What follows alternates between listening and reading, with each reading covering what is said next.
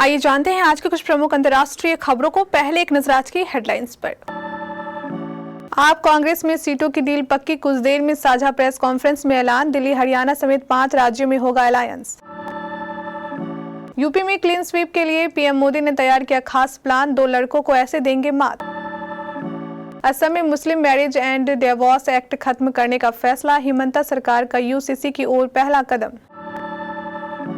टूट सकता हूं झुकूंगा नहीं, फर्रुखाबाद सीट सपा को दिए जाने पर सलमान खुर्शीद ने दिखाए बगावती तेवर।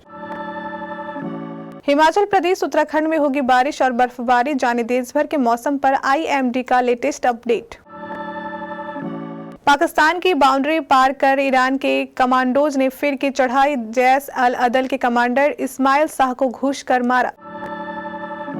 पाकिस्तान में 2 मार्च को हो सकता है नई सरकार का गठन, 9 मार्च से पहले राष्ट्रपति चुनाव। उबर ने ये क्या कह दिया, भारत में काम करना कठिन। वीकेंड का मजा होगा दोगुना, देख सकते हैं ये फिल्में। और समी मुकेश और अब आकाशदीप, बंगाल में बाहरी खिलाड़ियों को मिल रहे खूब मौके, बना भारत के तेज गेंदबाजों की नर्सरी। लोकसभा चुनाव के लिए आम आदमी पार्टी और कांग्रेस का गठबंधन तय हो गया है। दोनों दलों में ये सहमति बन गई है कि कौन सी पार्टी किस राज्य में कितनी सीटों पर चुनाव लड़ेगा।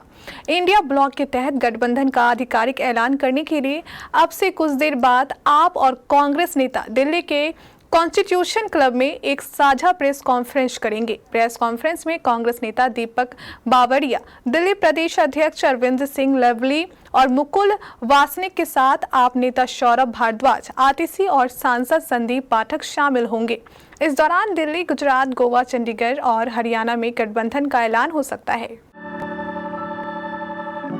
उत्तर प्रदेश की बीजेपी ने क्लीन स्वीप के लिए नया फॉर्मूला तैयार कर लिया है। इस फॉर्मूले का पहला पड़ाव वो 14 लोकसभा सीटें हैं, जहां पिछले चुनाव में बीजेपी की स्थिति ठीक नहीं थी। इस बार सबसे ज्यादा जोर इन्हीं 14 सीटों पर रहने वाला है, ताकि 80 की 80 सीटों पर कमल खिलाया जा सके।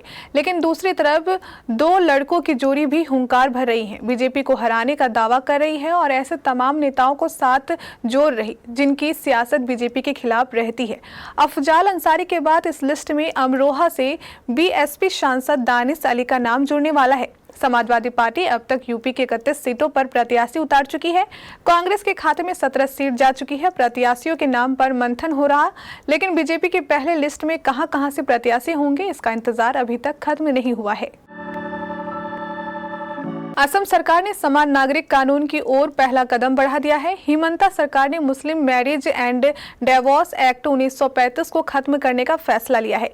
शुक्रवार को मुख्यमंत्री हिमंता बिस्वा शर्मा की अध्यक्षता में हुई कैबिनेट की बैठक में इस प्रस्ताव को मंजूरी दे दी गई है। राज्य में अब सभी शादियां और तलाक स्पेशल मैरिज एक्ट के तहत होगी। कैबिनेट की बैठक के बाद ब्रीफ करते हुए मंत्री जयंत मल्ला बरुआ ने मीडिया को बताया, अब मुस्लिम विवाह और डिवोर्स से जुड़े सभी मामलों का स्पेशल मैरिज एक्ट के तहत सुलझाए जाएंगे। लोकसभा चुनाव के लिए उत्तर प्रदेश में समाजवादी पार्टी और कांग्रेस के गठबंधन का औपचारिक ऐलान हो चुका है। कांग्रेस यूपी में 17 सीटों पर चुनाव लड़ेगी, जबकि सपा 63 सीटों पर अपने उम्मीदवार उतारेगी।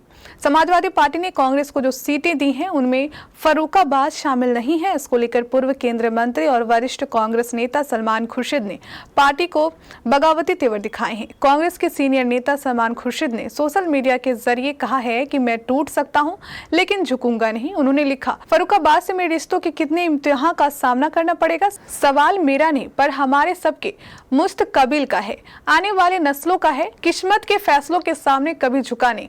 टूट सकता हूं, झुकूंगा नहीं। तुम साथ देने का वादा करो, मैं नज़में सुनाता रहूं। देश के कुछ राज्यों में बारिश और ओलावृष्टि से मौसम का मिजाज बदला हुआ है। मध्य प्रदेश से झारखंड तक बारिश और ओलावृष्टि का दौर देखने को मिल रहा है। वहीं हिमाचल प्रदेश और उत्तराखंड में भी कुछ इलाकों में बारिश और बर्फबारी की गतिविधियां पिछले 24 घंटे में देखने को मिली है। मौसम विभाग की माने तो मध्य भारत में 26 और 27 फरवरी को गरज के साथ बारिश की गतिविधियां देखने को मिल सकती है। वहीं पश्चिमी हिमालयी क्षेत्रों में 26 और 27 फरवरी को बारिश के साथ साथ कुछ इलाकों में बर्फबारी की गतिविधियां भी देखने को मिलेगी। मौसम विभाग की माने तो देश की राजधानी नई दिल्ली में आज यानी 24 फरवरी को न्यूनतम तापमान 8 डिग्री और अधिकतम तापमान 25 डिग्री दर्ज किया जा सकता है। ईरान के सैन्य बलों ने पाकिस्तानी क्षेत्र में आतंकवादी समूह जैश अल अदल के कमांडर इस्माइल शाह बख्श और उसके कुछ साथियों को मार गिराने का दावा किया है। एक मीडिया रिपोर्ट के अनुसार शनिवार सुबह देश के सरकारी मीडिया के हवाले इस बारे में जानकारी दी। बता दें कि ईरान ने 1 महीने पहले भी पाकिस्तानी क्षेत्र में घुसकर जैश अल अदल के ठिकानों पर हवाई हमले किए थे। इसके जवाब में पाकिस्तान ने भी ईरानी क्षेत्र में एयर स्ट्राइक की थी। अल अरबिया न्यूज के रिपोर्ट के अनुसार जैश अल अदल आतंकवादी समूह का गठन 2012 में हुआ था। आखिरकार पाकिस्तान में चुनी हुई सरकार के गठन की घड़ी आ गई है। चुनावों में धांधली के आरोपों के बीच और सरकार बनाने की कई दौर बातचीत के बीच सामने आया है कि अगले महीने की शुरुआती तारीखों में पाकिस्तान में गठबंधन सरकार बन जाएगी। एक मीडिया रिपोर्ट के हवाले से सामने आया है कि पाकिस्तान मुस्लिम लीग नवाज और पाकिस्तान पीपल्स पार्टी 2 मार्च तक गठबंधन सरकार बनाने की ओर बढ़ रही है। इसके साथ ही 9 मार्च से पहले राष्ट्रपति चुनाव कराने की योजना भी है। मीडिया रिपोर्ट में शुक्रवार को यह जानकारी दे दी गई है। पाकिस्तान में हाल ही में चुनाव में त्रिशंकु सांसद की स्थिति बनी थी। भारत में कैब सर्विस के क्षेत्र में लोकप्रिय नाम उबर ने भारतीय मार्केट को दुनिया भर के देशों के बीच सबसे कठिन मार्केट्स में से एक करार दिया। अमेरिकी कंपनी उबर की कैब अमेरिका और भारत समेत दुनिया के 70 से ज्यादा देशों में लोगों को उनकी मंजिल तक पहुंचा रही है। ऐसे में भारत दौरे पर आए कंपनी के CEO द्वारा खोस रौसाही के ये बयान कि उनके लिए भारत में कारोबार करना दुनिया के चुनौतीपूर्ण बाजारों में से एक है, जाहिर करता है कि उबर के लिए भारत में बिजनेस करना आसान नहीं है। फरवरी का आखिरी हफ्ता चल रहा है और OTT प्लेटफॉर्म्स और थिएटर्स में कई फिल्में और वेब सीरीज रिलीज हुई है जो आपके मनोरंजन के कोसंट का हाई रख सकती है।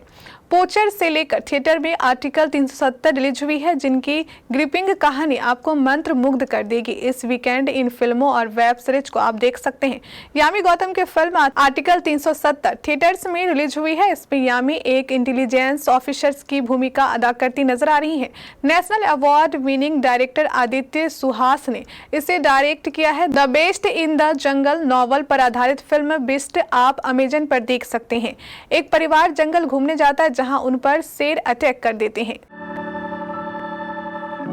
मोहम्मद शमी, मुकेश कुमार और अब आकाशदीप ये सभी तेज गेंदबाज हैं। तीनों ही घरेलू क्रिकेट में उस राज्य का प्रतिनिधित्व नहीं करते हैं जहां से वो मूलतः ताल्लुक रखते हैं। सभी बंगाल से खेलते हैं। इनमें से मोहम्मद शमी और मुकेश कुमार भारतीय टीम के लिए ऑल फॉर्मेट खिलाड़ी बन चुके हैं।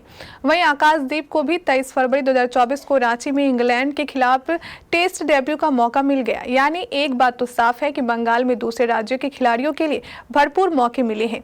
वहीं ये राज्य भारतीय टीम के लिए तेज गेंदबाजों के लिए शुरुआती नर्सरी के रूप में डेवलप हुआ है।